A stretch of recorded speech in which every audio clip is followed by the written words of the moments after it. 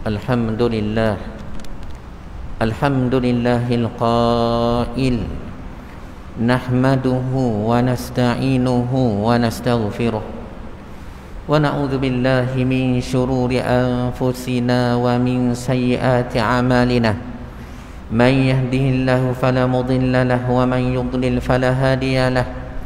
Ashhadu an la ilaha illallah wahdahu la syarika lahu wa ashhadu anna Muhammadan abduhu wa rasuluh. Allahumma salli wa sallim ala sayyidina wa habibina al-mustafa wa ala alihi wa sahbihi ajma'in. Amma ba'du fa ya ibadallah ittaqullah usikum wa iyaya bitaqwallah faqad fazal muttaqun. Sidang jemaah yang dirahmati Allah sekalian, pertingkatkanlah ketakwaan kita. Kerana inilah sabang minggu khatib di mimbar seperti ini membacakan nas Al-Quran kepada kita, iaitulah tingkatkanlah ketakwaan. Wa tazawwadu fa inna khairaz zadi taqwa. Sedangkan takwa ini sahajalah menyelamatkan kita di dunia, lebih-lebih lagi di akhirat. Mimbar pada hari ini bersempena majlis tilawah dan hafazan Al-Quran peringkat negeri wilayah persekutuan yang dijalankan secara maya dari masjid wilayah persekutuan. Bermula 20 hingga 23 September 2021 ini, maka khutbah yang akan kita sampaikan bertajuk Kalam Tuhan Menyinari Kehidupan. Sidang jemaah yang dirahmati Allah, Al-Quran adalah mukjizat teragung dan abadi, berperanan memandu manusia ke jalan yang benar dan membebaskan mereka dari azab api neraka. Al-Quran bukan sahaja menyentuh alam kerohanian dan akhirat, bahkan ia kaya dengan pelbagai khazanah ilmu duniawi, sesuai dengan tanggungjawab manusia sebagai khalifah Allah bagi memakmurkan bumi ini.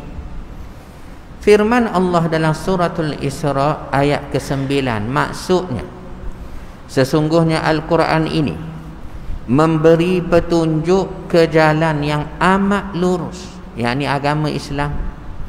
Dan Al-Quran ini memberitakan berita yang menggembirakan orang-orang yang beriman dengan cara mereka mengerjakan amal soleh, bahawa mereka beroleh pahala yang besar. Yakinlah saudara sekalian bahawa Al-Quran inilah merupakan sebahagian perniagaan kita dengan Allah Subhanahu wa taala. Allah menyediakan modal berupa lembaran kalamnya Al-Quran, lalu kita mengusahakan modal tersebut dengan baca dan amal. Nescaya inilah perniagaan yang dijamin tidak pernah rugi. Sidang jemaah, Al-Quran berperanan besar dalam memenuhi aspek-aspek kehidupan manusia.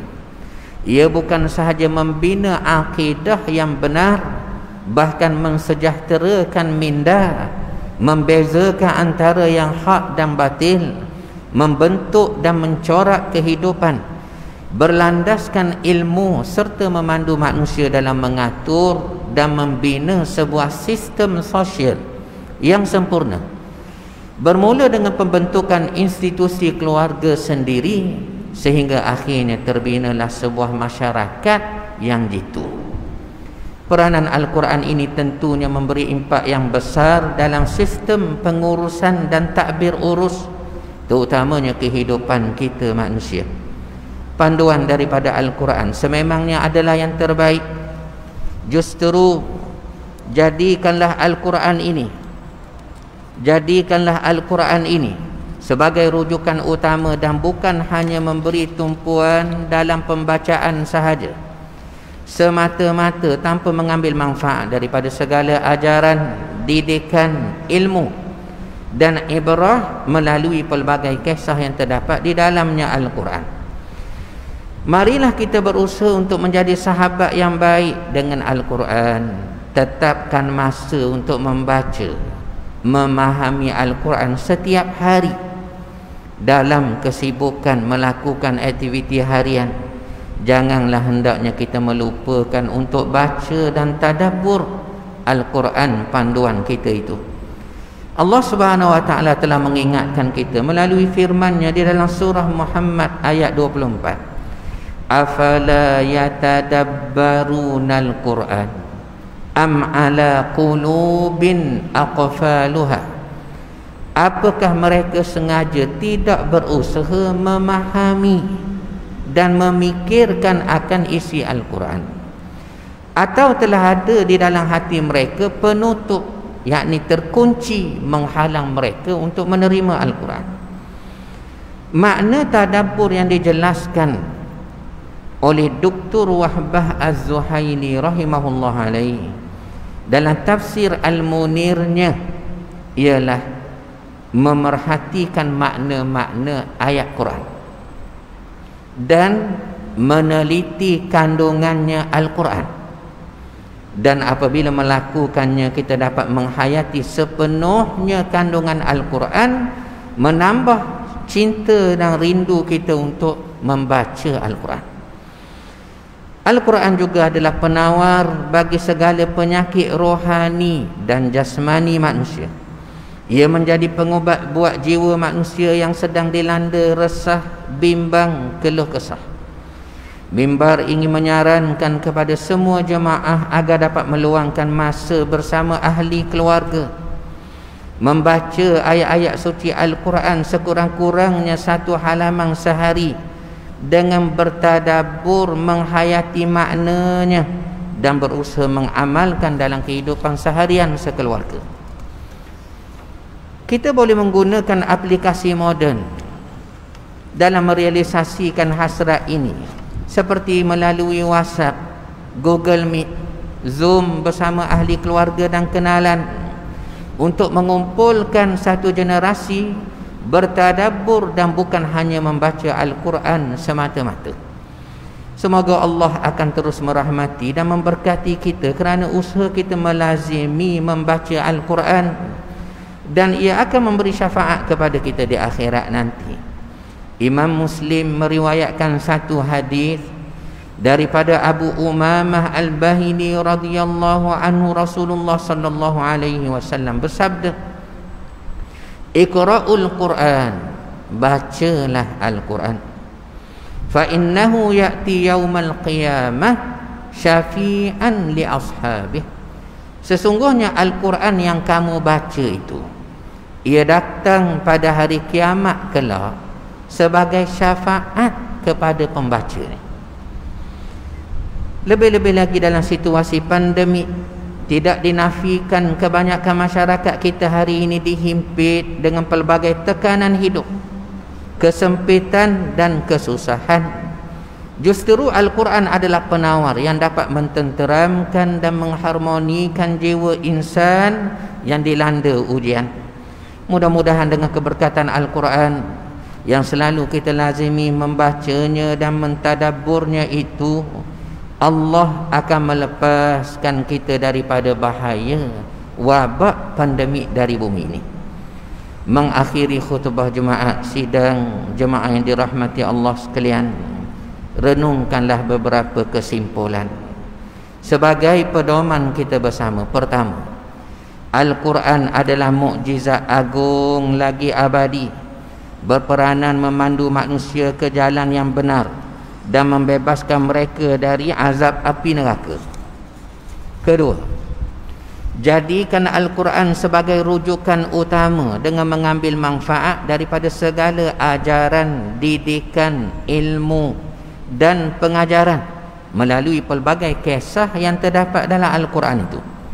Dan ketiga, jadilah kita sahabat kepada Al-Quran. Dengan caranya kita sediakan waktu dan juga masa untuk mempelajari, mentadabbur, menghayati Al-Quran dalam hidup kita. Hayatilah firman Allah dalam suratul An'am ini. A'udzubillahi minasyaitonir rajim. Wa hadza kitabun anzalnahu mubarakun fattabi'uhu wattaqu la'allakum turhamun.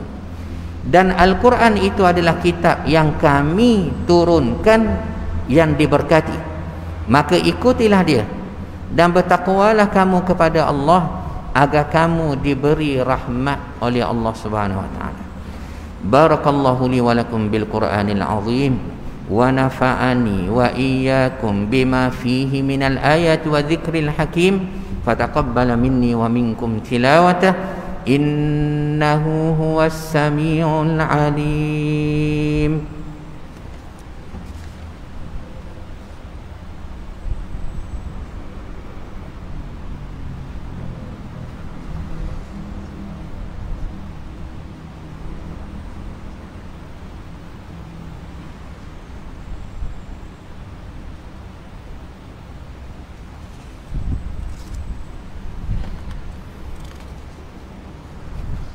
Alhamdulillah,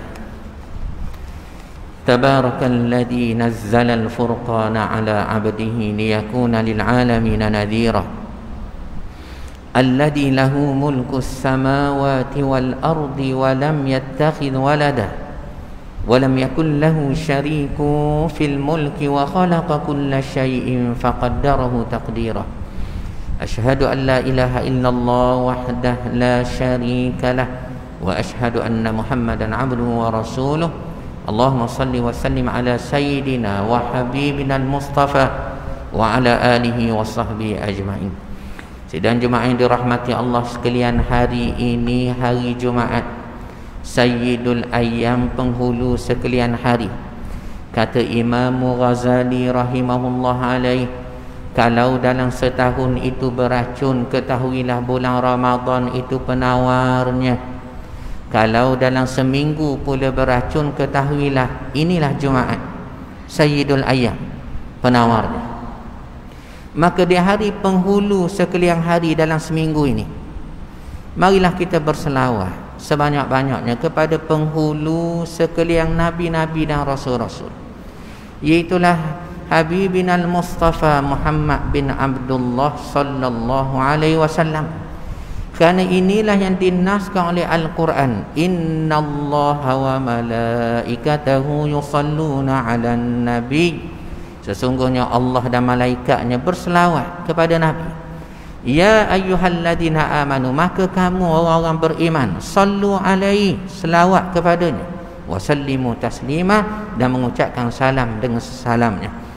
Allahumma salli ala sayyidina Muhammad wa ala ali sayyidina Muhammad kama sallaita ala sayyidina Ibrahim wa ala ali sayyidina Ibrahim wa barik ala sayyidina Muhammad wa ala ali sayyidina Muhammad kama barakta ala sayyidina Ibrahim wa ala ali sayyidina Ibrahim fil alamin innaka Hamidum Majid.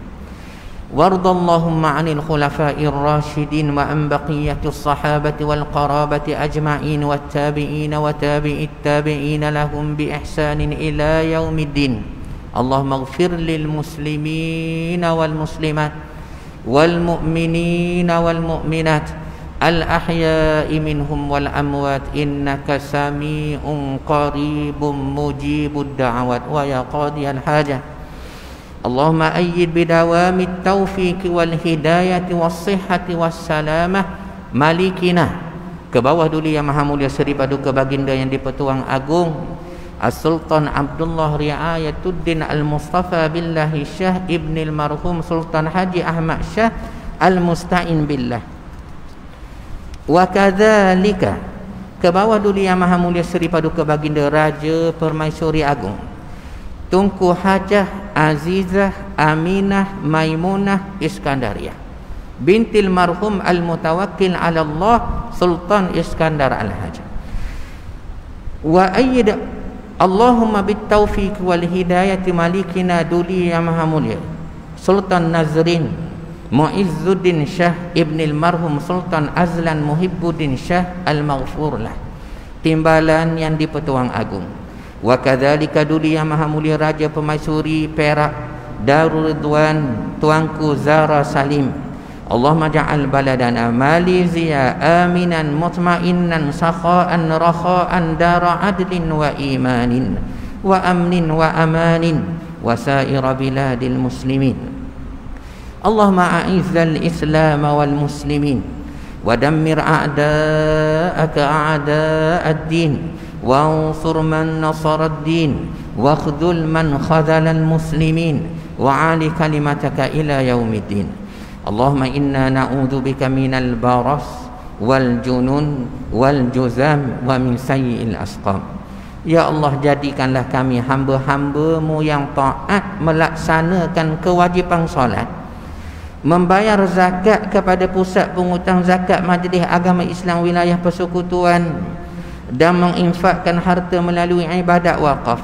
Berkatilah dan rahmatilah segala usaha kami dalam memenuhi.